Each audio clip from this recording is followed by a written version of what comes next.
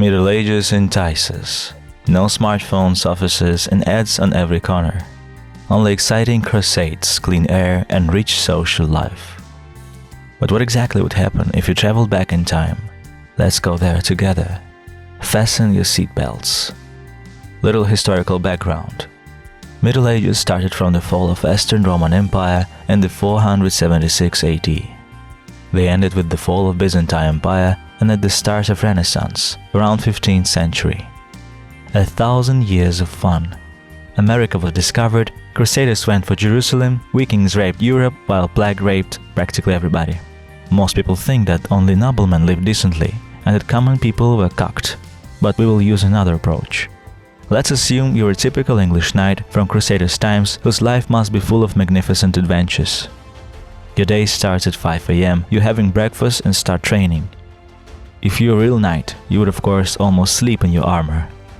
Keep in mind it weighed from 10 to 30 kilograms. Forget those funny things they wear for cosplays. Full equipment of a modern trooper rarely makes up to 30 kilograms, most of which falls on the backpack. Knights were not so lucky. Armor covered even limbs. Royal Society conducted an experiment in which they dressed people in knight armor and put them on racetracks. Even walking took 2 times more energy, while running took 4 times more energy. So when you look at pictures and dream of becoming a knight, be ready that every move will be 2 times harder for you to make. Now don't forget that a real knight always carries his sword with him. However, it's a myth that they weighed 18 kilograms. It wasn't that bad. A British historian Edward Oshkert says that a usual bastard sword rarely weighed more than 2 kilograms.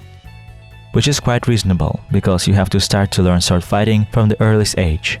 A child wouldn't be able to pick up a 20-kilogram sword. Speaking of children, if you're a knight, you probably have an armor-bearer that helps carrying stuff around. A poor boy dreams of surviving to his adolescence and becoming a knight himself. Of course, he has to be of a gentle blood. Common people were armor-bearers for life. They had very little chance to be knighted. Okay, basics are covered. We have an armor-bearer. Now we are ready to become a crusader. Not every knight was a crusader. You had to earn it. The rules were strict. You couldn't go on your own. Crusades were ordered by the Pope. But even if we have the order, we need a permission. If we are a typical knight, we are someone's vassal. Let's armor up, saddle a horse, take our armor-bearer, and go to our overlord for permission. Crusades took years. Not every lord was happy about it. Luckily, people believed in crusades, and in 99% of the cases, permissions were successfully granted. But even now, we are still not a crusader. Of course, we have to go to a church and take a vow. There, we will be asked about our sins and finances. It is important because you will be on the road for 3 years, and you've got to have something to eat. If you're leaving a family behind, they've got to live on something too. Don't worry, we are a noble knight, and our sins will be forgiven. Even money wasn't a problem. Church took care of its soldiers. There was so-called Saladin tithe. Every European citizen paid the tithe for crusaders, or else they could be banned from going to church. It was a death penalty then. There were some exceptions when knights sold their estates to go on a crusade. We are luckier, and we have the money. The final bonus is that the court spiritual promised to defend our family for the time of our crusade. It means that while we are crusading, no moneylender can go for them. If someone robs us, the church will move mountains, but we'll find the bastard. They did everything to help crusaders focus on Jerusalem. After consultations and long prayers, we take a vow and become a crusader. Now we have the right to put a white cross on our armor, and even the lowest will bow to us. Now things will get boring again. We have to leave our cozy estate in Manchester and go to Jerusalem, which is 5,000 kilometers away. There are a few options. Either you will pass English Channel to go to Italy to sail on a ship, or sail right away. It wasn't easy. Even with the financial help from the church, you had to pay for a good seat. Okay, no problem. The real problem lies in Jerusalem and Middle Ages. Allied Europe wasn't such an ally after all. France and England were fighting for Normandy. Thanks to this, in the Third Crusade, they went separately. Even the famous Frederick Barbarossa died on the way. As a result, instead of 10,000 equipped Germans, only the 10th part of the army reached the lands of Saladin. Such things happened in the First Crusades too. Quite often allies started to fight with each other, Slavs and Orthodox Christians, whom Catholics deemed as their enemies. So most probably our English crusader could have ended his life on the sword of a Greek rebel. Also, don't forget about malaria. Even now, this horrible disease kills 1 million of people a year. Imagine how many crusaders died from it.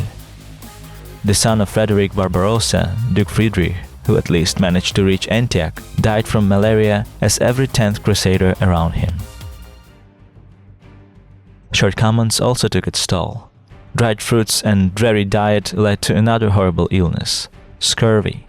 It almost killed Richard the Lionheart, taking away his hair and nails. Usual nights seemed worse. Let me tell you a famous story. In 1098, when Crusaders took Syrian fortress Mara, they resorted to cannibalism.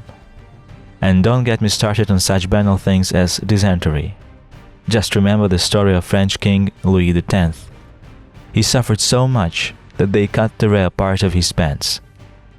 Even if our crusader survived everything, the battles in the Arabian desert were ruthless. Remember the weight of our armor.